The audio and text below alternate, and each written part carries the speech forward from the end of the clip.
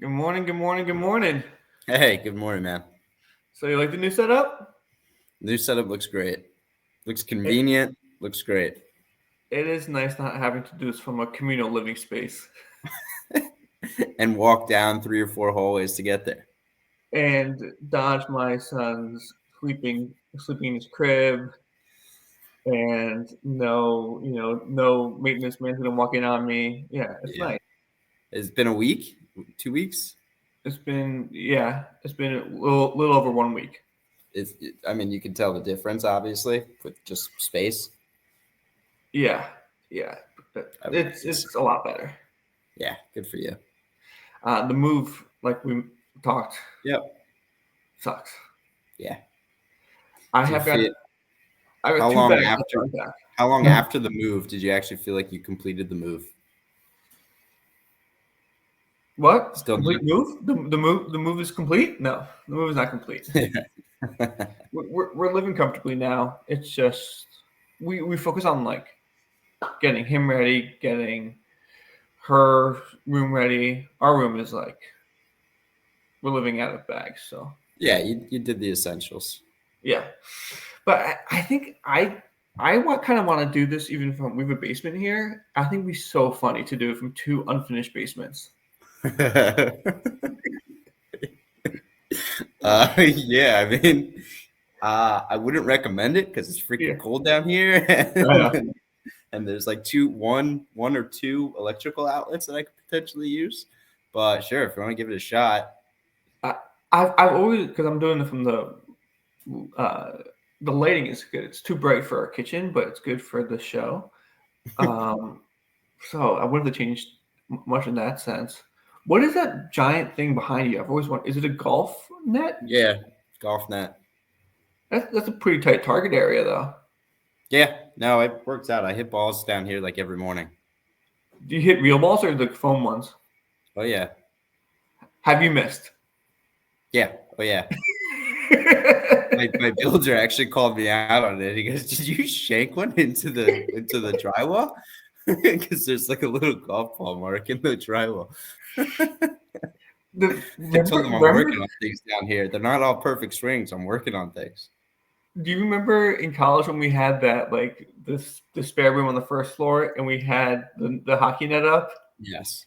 And then we had a puck out there for about 30 seconds, and then someone shanked it. Ridiculous. We're like, okay, no more. Yeah.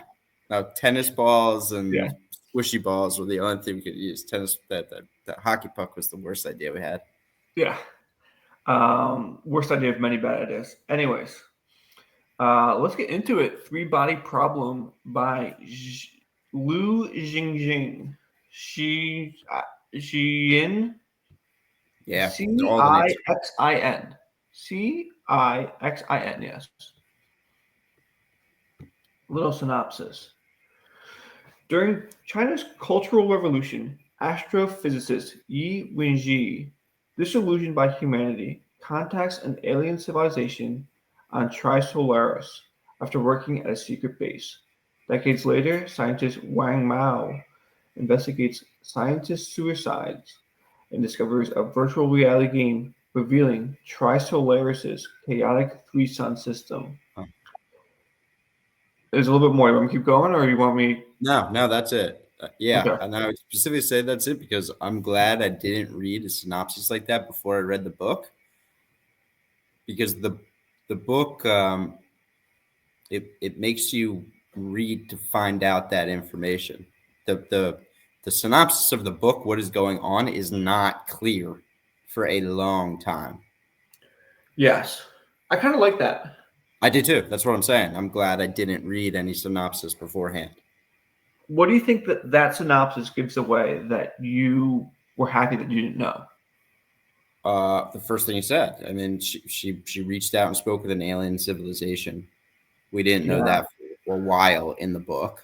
Um, what else? You said like two or three things right there that I said. Oh, that wasn't made clear. That wasn't made known for a while. Oh, we didn't know that the game. We didn't know what. I didn't know what the game was. Yeah. Um, I yes. we should I should mention obviously that there's spoilers. This is a discussion. This isn't like a review where we don't give away spoilers. Obviously, Yeah, anyone watching for the first time, this is obviously spoiler heavy. Um, yeah, I now that I reread I take these synopsises from Grok or OpenAI or something yeah, just to um, it does because it's actually a big spoiler, but it's a good discussion because you don't know like alien civilization, you don't know three suns, you don't know mhm, uh, what the game is. Yeah, um, and even the last sentence I want to talk about later in our discussion, so that'll be good. But what do you think of the premise that like set it against a cultural revolution? It's obviously a major historical event that I took a Chinese history class in high school that I loved, and even then I felt like I was still scratching the surface of Mao's yeah. cultural revolution. And I didn't think it was completely necessary to set the stage for the book. Like the first part showing the history of the daughter, seeing her father murdered in the Cultural Revolution. I didn't think it was completely necessary for the rest of the book because the book goes in so many like deeper directions. But mm-hmm. it drew me in. When I read Oh that yeah, first chapter, I was hooked. it is brutal that first Yeah, chapter. yeah, yeah. That really drew me in and made me think, hey, this isn't just a fiction. There's some cultural like nonfiction potentially within this about an area of history that I haven't really followed. So yeah, Mm-hmm. I like that it was used, but I don't think it was necessary to develop that character because that character became important, but you could see her being important for other reasons later on. Yeah, it's basically it was the Cultural Revolution was the avenue in which they get her to you know lose faith in humanity. Say that again. Oh, The lose Cultural faith in humanity. Revolution what was the avenue in which they Yeah. Yes. got her to lose faith in, and it also contributed to the secretness around you know either the military or the government or the base. Um, there's so much happening. There's something so much happening in this book that I don't know what to touch on. So obviously very China centric book, Mm-hmm. and I was wondering because I'm like I'm not a China what is it Sinophobe where someone's scared of China, but I'm like oh my god like America got to get their act together because China's Yeah. coming. I'll read that. I'm like, oh, we're in tough shape. Red, white, and blue. We gotta get, we like, get up a horse and ride. But then you It realize, just yeah, it shows a different way of going about things that you wouldn't think of, where you think, hey, maybe that is efficient and a good way of getting the job done. yeah, where they said like one ruler for Anyways, but I really like this was kind of not derogatory towards China. It's obviously Chinese writer, but definitely didn't you didn't get a sense that like it wasn't China it wasn't pride in the Chinese culture reading this book. It was a Yeah, lot of and I'm curious because I read the afterword, I think it was, where um, the author obviously is Chinese and wrote this book in Chinese, and it wasn't mhm. until after that it was translated into English and other languages. So yeah, I bet you if you find out more about the author, I think he was a brilliant like scientist first, and then he decided to write a book. Um, I think if you find out more about him, you probably find a connection to that like cultural revolution somewhere within that, and just his he wasn't as affected by it by maybe the characters, but I'm sure there was something there that drove him to at least start that process in the book. Did the author like this book? Did this book come out in China? Because it is very I graphic. know it was written. It was definitely written in China, but yeah, you're right. I don't know what was changed when it was changed. I love to learn more about it, but let's get more into the plot. So, Wang, I'm gonna butcher the Yeah, the Chinese names are name. tough. Yeah, or I think it's Wang. I think it's how they pronounce it. But Wang Miao is a scientist who invests. He's a nanoparticle scientist. He kind of just takes the place of an everyman in this book. Yeah, I would say he Uh, becomes the ordinary person with extraordinary talents, right? So he's just an ordinary plain old guy, but he's in this special field that eventually becomes something that's sought after. so what did you think of the premise of trying going into this video game and figuring out? So before that, before he even gets to the video game, you kind of have to deal with his psychosis, I guess, because he is going crazy in the beginning of the book. He's seeing things, he's delusional, he's Yes, getting these yes. weird threats and things like that. He's seeing You don't, numbers whenever. Yeah, and he's seeing numbers yeah, whenever he takes a picture, but no one else takes a picture. yeah, He's seeing a countdown clock. he sees images implanted on things that there's no like physical way of how they were created. It even goes so far as his picture of the universe is distorted, right? Which What did you think that was? I thought it was some type of like mind control. Interesting. I thought something was telepathically entering his mind and causing him to see things. We don't find out what it actually was until the very, very end of the book. I And got so yeah. We'll talk about the end of the book in a little bit yeah, because I got an issue with the end of the book, but overall yeah, I did. you don't, and that's what's interesting about this book is that they like develop problems that aren't resolved until when it was resolved in a different way. So you have to like feed it back, like, oh, that's why he was seeing things. Now this kind of makes sense. Lando, not only do you have to feed back the answer to the problem, you have to feed back the problem. The book goes through so many twists and turns, ups and downs that you're like, oh, I forgot about that part of the book. Yeah. Like And it's while you're reading, technological too. And it's techie. yeah, it's Not tech. only do you have to put it back, but you have to piece together the lingo for these scientific theories that are piecing it together. Yeah. All right. So yeah, we set the stage. He's kind of going a little crazy right now, and then he enters a game, which is an alternate reality, body inclusive game Virtual, that, yeah, haptic suit. They call like a yeah. They call it yeah, you call them haptic yeah. suit. There's other examples of that from Ready Player One and other games and stuff like that. But so he enters this world, and it seems like it's a it's a it's a problem solving game where you're set with a problem that seems impossible. It's, hey, you're on a planet where the temperature and the climate is and the length of days and something as simple as that is completely unpredictable. So how do you build a civilization with that going on? Yes, and there's you're not on an alien planet because there are like Aztec temples or Egyptian temples or so it's Yeah, not but like I don't know if you think you're on Earth. I think you're in an I don't think ancient like a distorted ancient civilization. I was thinking about it as you're on a vacant planet with Earth features. Yes, I would say that's probably accurate. Yeah. Uh, I thought the game was I guess it is a test. So what they get is they test and they try and figure out how do you help the civilization grow and survive and thrive. And eventually he solves that. It's not ran.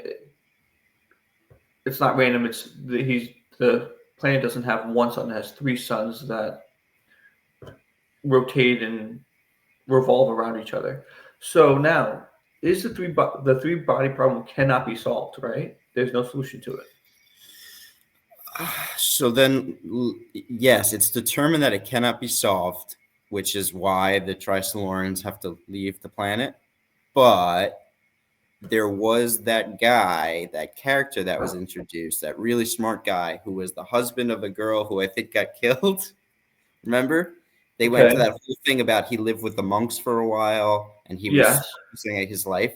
I don't know if he solved it, but he was getting close enough where they tried to the the the bad organization in this book tried to like kill him, tried to affect him. Okay, that's another thing. Who would you say is the bad organization in this book? The ET, ETO. ETL, yeah. What They is are the the Adventists and the yeah, they're Reform? like they are the priory, they are, whatever you want to call it. They are an organization who knows something like world changing that would just break the fabric of what we see in the earth, and they cause chaos in efforts to assume that new reality. Okay, so he in the game he makes it known that he thinks that you guys have three sons, so you guys solve this problem, and then they the game shuts off. Like, hey, congratulations, welcome to stage two. Like this is Yeah. all from memory. Welcome to stage two. Meet us in the real world at this location, and then he begin. Does he find out there that it's an alien civilization? No. He just says, "Okay, now you gotta try and solve how to build this I mean, I civilization." think I think he knows it's an alien civilization and that we don't have three suns on Earth. But no, I don't think he feels like he's solving a problem that's based on an alien civilization that has had contact with Earth. I don't think that's the case. That has had contact with Earth. Um, yeah, my I have all my notes. I'm first time in podcast history. I gotta get up and get my Kindle because I think it's on Wi-Fi and all my notes are highlighted. Because I definitely highlighted where they just say this is an alien civilization. Yeah. 2 seconds.